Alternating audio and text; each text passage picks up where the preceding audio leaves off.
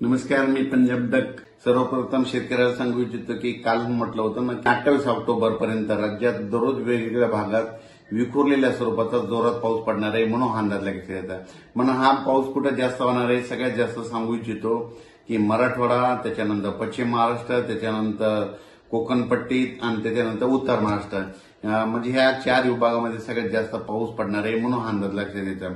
पूर्व आणि पश्चिमी विदर्भात देखील पाऊस असणार आहे, पण देखील भाग बदलत पडणार आहे, विखुरलेल्या स्वरूपाचा पडणार आहे, जास्त तिकडे प्रमाण नसणार आहे म्हणून हा अंदाज लक्षात येतो. पण राज्यात मात्र मराठवाडा, पश्चिम महाराष्ट्र, उत्तर महाराष्ट्र, कोकणपट्टी या भागात मात्र जोराचा पाऊस पडणार आहे म्हणून हा अंदाज लक्षात यायचा.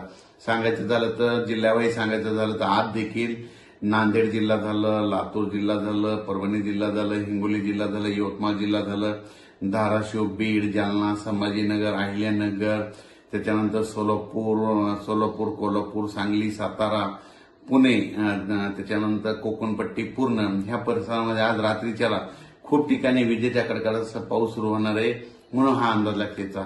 हा पाऊस सर्वदूर नाही, पण राज्यात मात्र रात्रीपासूनच चांगला पावसाला सुरुवात होणार आहे म्हणून हा अंदाज लक्षात यायचा.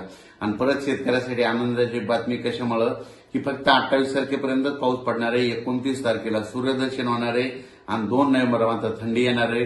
म्हणून ज्यांचं कांद्याचं जे कांदा शेतकरी आहेत तर तुम्ही काय करू शकता का की कांद्याचं रोप टाकू शकता.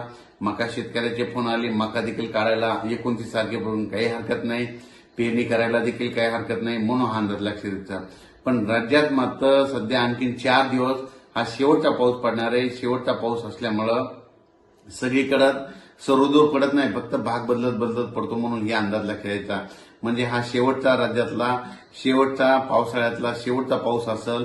म्हणजे 28 तारखेपर्यंत असं 29 तारखेला सूर्यदर्शन होणार आहे, 2 नोव्हेंबरला थंडी येणार आहे म्हणून हा अंदाज लक्षात यायचा. त्याच्यानंतर 29, 30, 31 तारखेपर्यंत राज्यात धुके धुराळे देखील येणार आहे म्हणून हे देखील लक्षात यायचं. पण राज्यात मात्र आता 4 दिवस पावसाचे असणार आहेत म्हणून हा अंदाज सर्व शेतकऱ्यांनी लक्षात घ्यायचा. त्याच्यानंतर अचानक वातावरणात बदल झाला तर लगेच एक उद्या मेसेज दिला जाईल. धन्यवाद.